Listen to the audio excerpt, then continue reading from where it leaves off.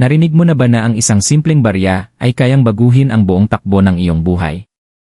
Paano kung ang sikreto sa pag-akit ng pera, swerte, at walang katapusang biyaya ay matagal nang nasa loob ng iyong tahanan, naghihintay lang na ikaw ang magpaaktibo nito? Isipin mong maglagay ka ng tig-isang barya sa bawat sulok ng iyong bahay, at pagkalipas ng ilang araw, magsisimulang bumukas ang mga pintuan ng mga bagong oportunidad. Hindi ito mahika, ito ay enerhiya. Ang parehong paniniwalang pinanghawakan ng ating mga ninuno upang akitin ang kasaganaan sa kanilang buhay. Ngayong gabi, huwag mo lang panoorin, gawin mo. Dahil maaaring ang maliit na gawain ito ang maging susi para tuluyang magbago ang iyong kapalaran.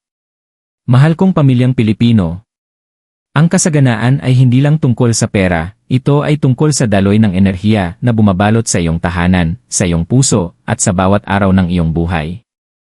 Sa loob ng maraming henerasyon, naniwala ang ating mga ninuno na bawat bagay ay may dalang panginginig o vibration, at ang mga barya, kapag binasbasan ng intensyon, ay nagiging daan upang tawagin ang enerhiya ng kasaganaan. Sa maraming tahanang Pilipino, tahimik na inilalagay ang mga barya sa bawat sulok ng bahay upang gisingin ang natutulog na swerte, hinahayaan ang mga biyaya na malayang umikot. Ngayong gabi, hindi ka lang basta nanonood ng isang ritual, lumalakad ka sa isang sinaunang gawi na nag-ugnay sa iyo sa iyong mga ugat, sa iyong pananampalataya, at sa mismong universo. Kaya ihanda mo ang iyong mga barya, linisin ang iyong paligid, at buksan ang iyong puso. Dahil kapag nagtagpo ang pananampalataya at aksyon, kahit ang pinakamaliit na kilos ay kayang magbukas ng mga pintuan ng kayamanan at banal na daloy. Ang enerhiya ng kayamanan at ng tahanan. Bawat tahanang Pilipino ay may sariling pintig, isang ritmo na binubuo ng tawa, dasal, at mga tahimik na pag-asang ibinubulong sa langit. Ngunit hindi alam ng marami na bawat pader, bawat sulok, at kahit ang pinakamaliit na bagay ay may dalang enerhiya. Ang iyong tahanan ay hindi lang basta lugar na tinitirhan, ito ay sisidlan ng panginginig, isang salamin ng buhay na iyong nililikha sa loob nito. Kapag malayang dumadaloy ang enerhiya sa iyong bahay, malaya ring dumadaloy ang mga biyaya. Ngunit kapag ito ay bumigat, puno ng kalat, stress, o mga pangarap na nakalimutan, napipigilan din ang daloy ng kasaganaan. Matagal nang alam ito ng ating mga ninuno bago pa man sumikat ang salitang manifestation. Naniniwala sila na ang bahay ay maaaring makaakit o makapagtaboy ng kasaganaan. Kaya't sa maraming tahanang Pilipino, madalas mong makikita ang mga barya malapit sa pintuan, salamin o dambana. Bawat barya ay sagisag ng pasasalamat, paalala na pahalagahan ang kung anong mayroon tayo, upang mas marami pang dumating. Isipin mo ang iyong bahay bilang isang buhay na kaluluwa. Ang pintuan ay parang bibig nito, dito pumapasok ang mga oportunidad. Ang mga bintana naman ang mga mata, dito dumaraan ang liwanag at pag-asa. At ang apat na sulok, ang mga tahimik na lugar na madalas hindi napapansin ay mga tagapangalaga. Kapag nanatiling matamlay ang enerhiya sa mga sulok na iyon, para itong baradong ugat sa katawan. Bumagal ang daloy ng buhay. Lumalalim ang bigat ng hangin. At kahit ang iyong motibasyon sa pangangarap, unti-unting nawawala ng hindi mo namamalayan. Ang paglalagay ng barya sa bawat sulok ay hindi basta pamahiin, ito ay isang espiritual na pagigising. Kapag inilagay mo ang mga baryang iyon ng may intensyon, nagpapadala ka ng mensahe sa universo, handa na akong tumanggap. Ang metal ng barya ay sumisipsip ng enerhiya. Taglay nito ang alaala. At kapag pinuspos mo ito ng pasasalamat, nagiging magnet ito, humihigop ng mga biyaya, oportunidad, at hindi inaasahang kayamanan. Tandaan, ang pera ay hindi masama o makasarili.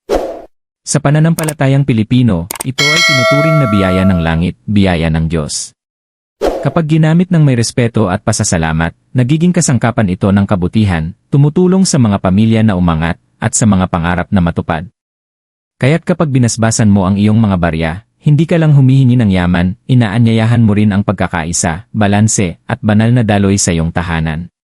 Bago isagawa ang ritual, maglaan ng tahimik na sandali. Tumayo sa gitna ng iyong bahay. Pumikit. Damhin ang enerhiya sa paligid mo. Kung ito ay malamig, mabigat, o tila nakahinto, ibulong ang maikling panalangin. Naway mapuno ng liwanag, kasaganaan, at kapayapaan ang tahanang ito. Pagkatapos, habang inihahanda mo ang iyong mga barya, isipin mo ang bawat taong tumulong sa iyo, bawat biyayang iyong natanggap, at bawat pangarap na patuloy mong hinahawakan. Bawat pag-isip, bawat damdamin ay enerhiya, at ang enerhiya ang siyang nagpapagana sa ritual na ito. Sa kulturang Pilipino, ang mga ritual ay hindi lamang tungkol sa mismong gawain, kundi sa puso sa likod nito. Ang barya sa sulok ay nagiging sagisag ng iyong pananampalataya, ng iyong pasasalamat, at ng iyong kahandaang tumanggap. Sinasabi nito sa universo na naniniwala ka sa mga puwersang hindi nakikita, na nagtitiwala ka sa banal na tiempo ng mga biyaya. Sapagkat kapag nagtagpo ang pananampalataya at intensyon, ang mga milagro ay nagsisimulang tahimik, gaya ng tunog ng baryang dumarampi sa sahig, umaalingaw sa bawat sulok ng iyong kapalaran. Ang sinaunang paniniwala ng apat na sulok ni bago pa man pumasok sa mga aklat at social media ang modernong espiritualidad, matagal nang nauunawaan ng ating mga ninuno ang wika ng enerhiya. Alam nila na ang tahanan ay hindi lang gawa sa kahoy at pader, ito ay isang banal na espasyo kung saan maaaring mamahinga o dumaan ang mga puwersang makalangit. Ang ating mga lolo at lola ay tagapagdala ng tahimik na karunungan tungkol sa apat na sulok ng bawat bahay, naniniwalang dito nakatayo ang mga tagapagbantay na hindi nakikita. Sabi nila, ang mga sulok ay tulad ng apat na haligi ng kapalaran, mga tagpuan ng langit at lupa. Bawat direksyon ay may dalang sariling biyaya, sariling espiritu ng kasaganaan. Kapag naglagay ka ng barya sa bawat sulok, hindi mo lang pinapalamutyan ang iyong tahanan, kinikilala mo rin ang mga tagapangalaga na nagbabantay sa iyong pamilya, at inaanyayahan silang pagpalain ka ng kasaganaan. Unawain natin kung ano ang sinasagisag ng bawat sulok sa sinaunang paniniwalang ito, pinaghalong pamahiing Pilipino at silangang espiritual na katuruan na naipasa sa atin sa pamamagitan ng pananampalataya at kwento ng mga henerasyon. Ang hilagang sulok, gabay at linaw. Ang hilaga ay sumasagisag sa isipan, sa iyong mga kaisipan, pananaw at direksyon sa buhay. Kapag nanatiling barado ang enerhiya sa hilagang bahagi ng bahay, madalas itong magdulot ng kalituhan at pag-aalinlangan. Maaaring makaramdam ka ng pagkawala o kawalan ng direksyon. Ang paglalagay ng barya dito ay parang pagsisindi ng ilawan sa gitna ng dilim, tinatawagan nito ang kaliwanagan at karunungan sa iyong mga desisyon. Habang inilalagay mo ang barya, bulongin mo ang panalangin.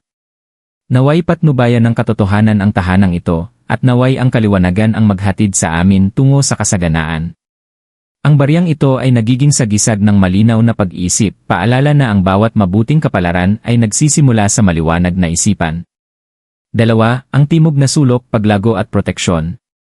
Ang timog ay sumasagisag sa apoy, sa diwang puno ng ambisyon at kilos. Ito ang namumuno sa iyong pagnanais na magsikap, mangarap at kumilos. Ngunit ang apoy, kapag hindi nababantayan, ay maaaring sumunog. Ang barya sa timog na sulok ay nagbibigay ng balanse sa enerhiyang ito, pinoprotektahan ka laban sa inggit, usog, o masasamang hangarin ng iba. Sa maraming tahanang Pilipino, madalas maglagay ang mga nakatatanda ng barya o butil ng bigas sa timog na sulok tuwing bagong taon, naniniwalang pinipigilan nitong lumabas ang yaman. Ito ay kalasag at binhi, sabay na nagpoprotekta sa mayroon ka at nagtutulak sa pagyabong ng darating. Habang inilalagay mo ang barya, sambitin ng marahan. Naway ang sulok na ito ang magbantay sa aking mga biyaya at patibayin ang aking mga pagsisikap sa tulong ng banal na lakas. Ang silangang sulok, mga bagong simula. Dito sumisikat ang araw. Ang silangan ay direksyon ng pag-asa, bagong oportunidad, at espiritual na muling pagsilang. Sa sinaunang paniniwala, dito dumadaloy ang enerhiya ng panibagong buhay. Kapag naglagay ka ng barya rito, tinatanggap mo ang mga bagong simula sa pera, relasyon, at layunin. Kung nakakaramdam ka ng pagka-stuck o pagod sa paulit-ulit na takbo ng buhay, ang sulok na ito ang magbibigay ng panibagong sigla. Ang barya ay nagsisilbing susi, nagbubukas ng mga pintuang hindi nakikita. Habang marahan mo itong inilalapag, sabihin ng may buong pananampalataya. Habang sumisikat ang araw, umaangat din ang aking kapalaran. Tinatanggap ko ang bagong liwanag, bagong buhay, at mga bagong biyaya. Dito nagsisimulang kumilos ang universo. 4. Ang kanlurang sulok, pasasalamat at balanse. Ang kanluran ay sumasagisag sa pagtatapos, sa pasasalamat at pagbitaw. Paalala ito na hindi makakadaloy ang mga biyaya kung patuloy nating hinahawakan ang lahat ng mahigpit. Ang paglalagay ng barya sa kanlurang sulok ay parang pagsasabing salamat sa universo para sa lahat ng mayroon ka. Ang pasasalamat ay pinakamabilis na paraan upang dumami ang yaman dahil binabago nito ang enerhiya mo mula sa kakulangan patungo sa kasapatan. Habang inilalagay mo ang barya, huminga ng malalim at ibulong. Sa lahat ng mayroon ako, at sa lahat ng darating pa, ako ay taos-pusong nagpapasalamat. Ang kanluran ay tahanan ng paglubog ng araw, tinuturo nito na ang bawat pagtatapos ay hindi kawalan, kundi paghahanda para sa panibagong pagsikat. Bawat direksyon, hilaga, timog, silangan, at kanluran ay nagtutulungan, tulad ng mga panahon sa buhay mo. Ang bawat baryang inilalagay mo ay kumakatawan sa elemento ng pagkakaisa, isipan, diwa, pag-asa, at puso. Kapag nagkaharmonya ang mga enerhiyang ito, nagiging magneto ng kasaganaan ang iyong tahanan, hindi dahil sa kasakiman, kundi sa biyaya. Alam ng mga Pilipino na ang pananampalataya ay hindi hiwalay sa pang-araw-araw na buhay. Ito ay naninirahan sa bawat simpleng kilos, sa pagsisindi ng kandila, pagbigkas ng tabi-tabi po, pag-aalay ng bigas bago bumiyahe, o pag-iwan ng barya para sa mga santo. Maaaring simple ang mga ito, ngunit ito ang banal na wika ng ating kaluluwa. At ngayong gabi, sa paglalagay mo ng 4 na barya, muling binubuhay mo ang sinaunang ugnayan sa pagitan mo at ng daigdig na hindi nakikita. Sinasabi mo sa langit, naniniwala ako. Handa ako. Tinatanggap ko ang iyong mga biyaya. Ito ay hindi lamang lumang pamahiin, ito ay tulay na nagdurugtong sa nakaraan at sa iyong tadhana. Kaya't maglakad ka sa bawat sulok ng iyong bahay ng may paggalang. Hawakan ang mga barya na parang liwanag. At habang inilalapag mo ang mga ito, alalahanin, ang tunay mong itinatanim ay ang pananampalataya sa 4 na sulok ng iyong kinabukasan. Ritual ng pagpapakita, ang pagbabago ng paniniwala tungo sa enerhiya. Ngayong nauunawaan mo na ang banal na kahulugan ng bawat sulok, oras na upang bigyan ng buhay ang ritual mismo. Tandaan, hindi ito tungkol sa pamahiin o swerte. Ito ay tungkol sa enerhiya. Ang uri ng enerhiyang hindi nakikita, ngunit malalim na nararamdaman, sa puso ng bawat Pilipinong naniniwala pa rin na ang paniniwala at dasal ay may kapangyarihang magpatag ng bundok. Kapag isinagawa mo ang ritual na ito, hindi ka lang basta naglalagay ng mga barya. Gumagalaw ka ng enerhiya ng pasasalamat, pananampalataya, at banal na daloy, ang parehong daloy na pinaniniwalaan ng ating mga ninuno noong sila'y nagdarasal bago magtanim ng palay o magsindi ng kandila para sa proteksyon. Magsimula tayo. Hakbang 1, ihanda ang iyong mga barya ng may intensyon. Pumili ng 4 na baryang may kahulugan para sa iyo.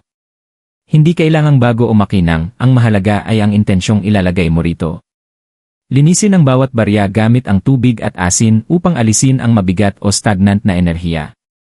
Habang ginagawa mo ito, isipin mong nililinis mo rin ang mga lumang alalahanin, takot sa kakulangan, at bigat ng nakaraan.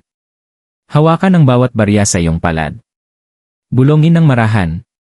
Mula sa aking kamay patungo sa aking tahanan, mula sa aking tahanan patungo sa langit, naway dalhin ng baryang ito ang pasasalamat at kasaganaan. Ang init ng iyong palad ang gigising sa enerhiya ng barya.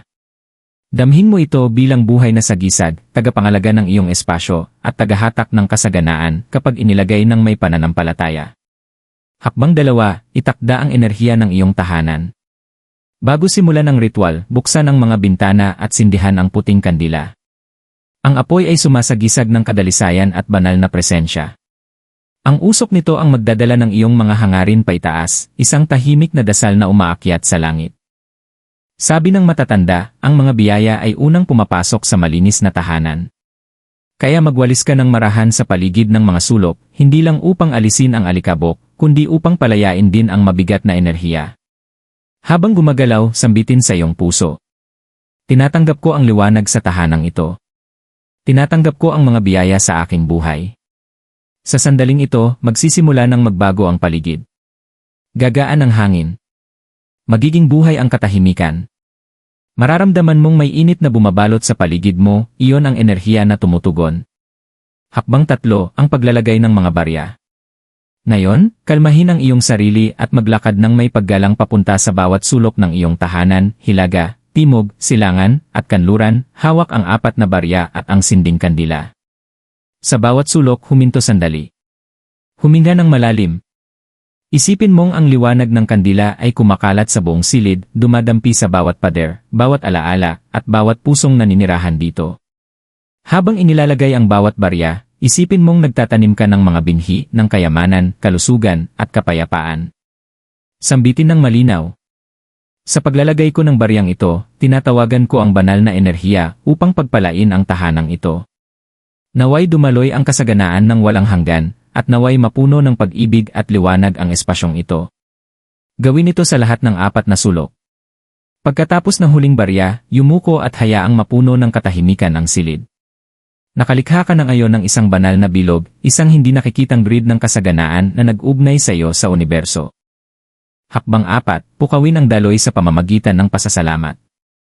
Ang sikreto ng pagpapakita ay hindi pagnanasa, ito ay pasasalamat. Ang kasakiman ay humahadlang sa biyaya, ngunit ang pasasalamat ay nagbubukas ng bawat pinto. Pagkatapos mong mailagay ang mga barya, umupo ng tahimik sa tabi ng kandila. Isipin mo ang lahat ng mabubuting bagay na dumating sa buhay mo, bawat pagkain, bawat kamay na tumulong, bawat pagkakataong pinili kang pagpalain ng kabutihan. Bulongin ang salamat sa bawat isa. Habang lumalalim ang iyong pasasalamat, mas lumalakas ang iyong ritual. Ang pasasalamat ay nagpapalakas ng enerhiya. Sinasabi nito sa universo, pinagpala na ako at handa pa ako sa mas marami. Kung nais mo, kumuha ng isang basong tubig, ilagay ito sa tabi ng kandila at sabihin. Naway masipsip ng tubig na ito ang liwanag at linisin ang enerhiya ng tahanang ito. Pagkatapos ng ritual, ibuhos ang tubig sa harap ng iyong pintuan o sa hardin upang ibalik ang biyaya sa lupa. Hakbang 5, selyuhan ang intensyon. Kapag natapos na ang lahat, tumingin muli sa kandila. Obserbahan ang apoy. Kung ito ay matatag na nagliliyab, ibig sabihin ay payapa at nakahanay ang iyong enerhiya. Kung ito naman ay kumikislap, tanda ito na tumutugon ang banal, inaayos ang mga pangyayari upang ilapit ang iyong mga hangarin. Hayaan mong tuluyang maubos ang kandila, ngunit huwag itong iwanan ng walang bantay. Kapag tapos na, bulongin ng marahan.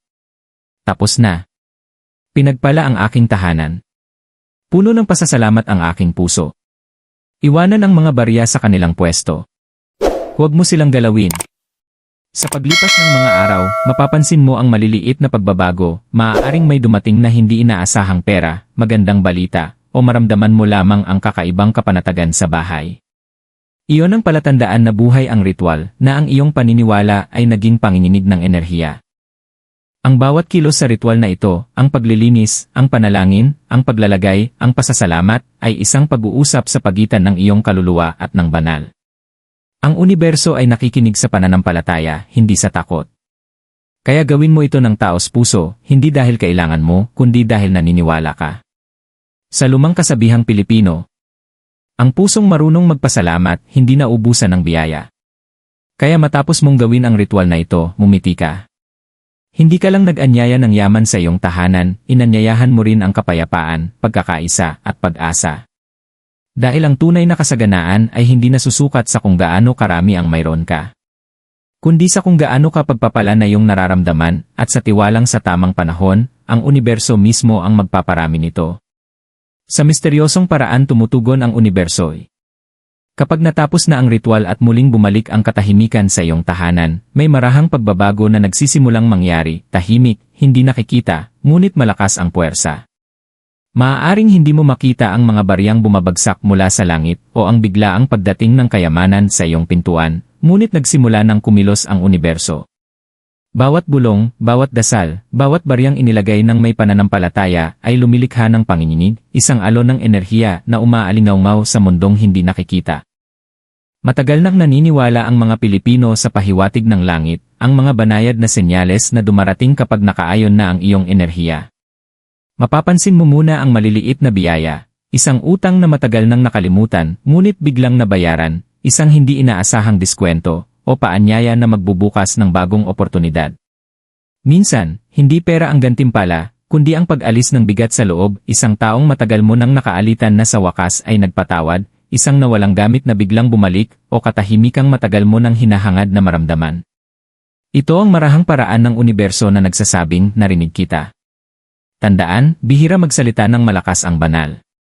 Nagsasalita ito sa pamamagitan ng mga synchronicities, mga kaganapang tila aksidente, ngunit kailanman ay hindi basta pagkakataon. Maaari mong mapanaginipan ng tubig, mga ilog na dumadaloy ng malaya, sagisag ito ng kasaganaan at paggaling ng damdamin. Maaari kang makakita ng paru-paro sa loob ng bahay o makaamoy ng sampag-ita ng walang dahilan, mga palatandaan ng pagbabago at banal na presensya. Kahit ang kandilang kumikislap matapos ang ritual ay hindi dapat katakutan, ito ay banal na senyales na ang enerhiya ay kumikilos, inaayos ang mga daan upang makarating ang iyong mga hangarin sa tamang lugar. Alam ito ng ating mga ninuno. Madalas nilang sabihin, ang dasal, hindi laging tinutugon ng salita, minsan ng pangyayari. Kaya kapag nagsimulang lumitaw ang mga kakaibang pagkakatugma, kapag biglang tumawag ang matagal mong kaibigan, kapag bumukas ang inaasam na oportunidad, o kapag bigla kang gumaan ng walang dahilan, huwag mo itong baliwalain. Iyan ang mga alon ng iyong pananampalataya na bumabalik sa iyo. Bawat ritual na ginawa ng may sinseridad ay nagiging binhi na itinanim sa banal na lupa, at kapag naitanim na, ito ay tutubo, kahit hindi mo pa nakikita. Sa pagpapakita ng mga hangarin, timing ang lahat. Ang universo ay hindi gumagalaw ayon sa ating pagkainip, kundi ayon sa tamang pagkakaayon. Minsan, pinatatagal ang ating hinihingi upang maibigay sa atin ang tunay nating kailangan. Kung minsan ay natatagalan ang mga biyaya, magtiwala ka na hindi kailanman nahuhuli ang banal na tiempo. Isipin mo ang magsasakang Pilipino na nagtatanim ng palay sa ilalim ng araw, hindi niya tinatanong kung kailan ulan, nagtitiwala lamang siya na darating ito. Ganoon din ang iyong mga baryang nasa mga sulok, tahimik, hindi gumagalaw, ngunit punang buhay na handang sumibol. Habang lumilipas ang mga araw, mararamdaman mong unti-unting tumataas ang alon ng pasasalamat sa loob mo. Mapapangiti ka ng walang dahilan. Mawawala ang mga dating alalahanin. Iyan ang pinakatotoong senyales na nagtagumpay ang iyong ritual. Ang tunay na pagbabago ay nagsisimula sa loob mo, mula sa takot patungong tiwala, mula sa pagdududa tungo sa kaalaman na ikaw ay ginagabayan ng mas mataas na puwersa. Upang mapalakas pa ang enerhiya, maaari mong ulitin tuwing umaga ang simpleng pahayag na ito. Ako ay napapaligiran ng kasaganaan. Ang aking tahanan ay nagliliwanag sa yaman at pagkakaisa. Walang katapusang ipinagkakaloob sa akin ng universo ang aking mga pangangailangan. Sabihin mo ito ng dahan-dahan at may pananalig habang nakatayo malapit sa iyong kandila o isa sa mga barya. Damhin ang panginginig ng iyong mga salita na pumupuno sa hangin. Ang mga salita ay enerhiya, sa bawat dasal na Pilipino, sa bawat tahimik na amen, naroon ang kapangyarihang baguhin ang tadhana. Huwag mong maliitin kung gaano kabilis kumilos ang pananampalataya kapag ito'y pinakawalan. Para sa ilan, dumarating ang mga biyaya sa loob ng ilang araw, isang maswerteng pagkakataon, isang tawag tungkol sa trabaho, o perang nahanap sa oras na hindi inaasahan. Para naman sa iba, mas malalim ang epekto, kapayapaan kapalit ng pagkabalisa, pagkakasundong muling nabuo, o bagong inspirasyong lumikha ng may kabuluhan. Pareho itong anyo ng kasaganaan. Ang pinakamahalaga ay manatiling mapagpasalamat kahit wala pang resulta. Ang pasasalamat ang nagpapanatili sa daloy ng enerhiya, habang ang pagdududa at pagkainip ay humahadlang dito. Hanggat nagtitiwala ka sa proseso, patuloy na alinggaw sa iyong tahanan ang banayad na enerhiya, isang malambot ngunit matatag na ritmo na nagsasabing, ang taong ito ay naniniwala. Ang taong ito ay handa na.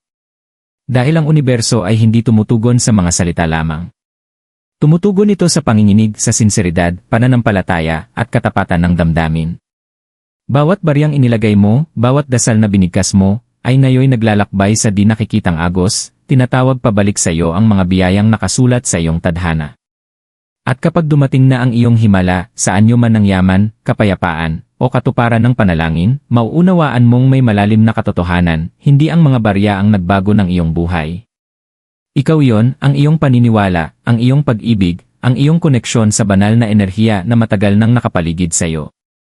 Kapag ang pananampalataya ay naging kilos, at ang kilos ay naging enerhiya, wala nang magagawa ang universo kundi tumugon.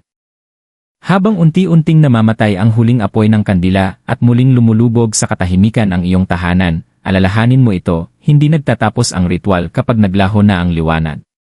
Patuloy itong nabubuhay sa bawat hininga ng pasasalamat, sa bawat dasal na binubulong bago matulog, at sa bawat mabuting gawaing dumadaloy mula sa iyong puso. Ang iyong nilikha ay higit pa sa isang pamahiin, ito ay isang banal na bilog, isang koneksyon sa pagitan mo, ng iyong mga ninuno, at ng banal na enerhiya ng universo. Ang apat na baryang iyong inilagay ay nagsisilbi ngayong mga tahimik na tagapangalaga, nagtataglay ng panginginig ng iyong pananampalataya.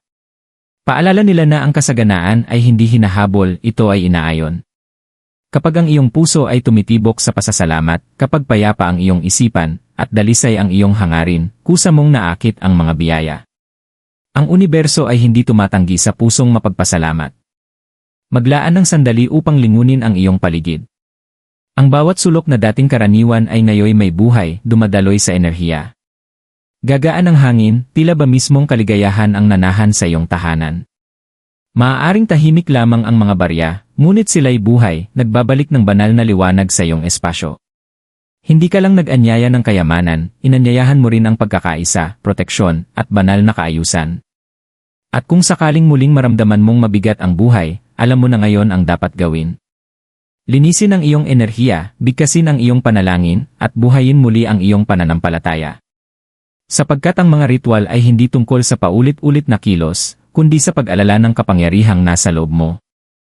Sa pagharap mo sa mga darating na araw, dalhin mo ang pahayag na ito sa iyong puso. Dumadaloy sa akin ang kasaganaan ng madali.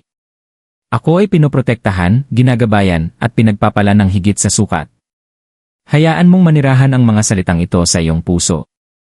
Sabihin mo ito pagbangon, bago ka magtrabaho, o kapag sinusubok kang balikan ng pagdududa. Sa bawat pagbigkas, mas pinatitibay mo ang agos ng kasaganaan sa paligid mo.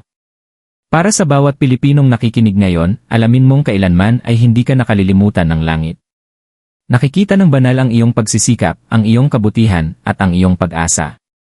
Ang iyong mga dasal, kahit pa bumulong ka sa katahimikan, ay hindi nawawala. Nagsimula na ang universo sa pagtupad ng mga ito. Kaya panatilihing matatag ang iyong pananampalataya, payapa ang iyong tahanan, at punang pasasalamat ang iyong puso. Dahil ang lahat ng nagsisimula sa isang baryang maliit ay maaaring bumalik sa iyo balang araw bilang isang ilog ng mga biyaya.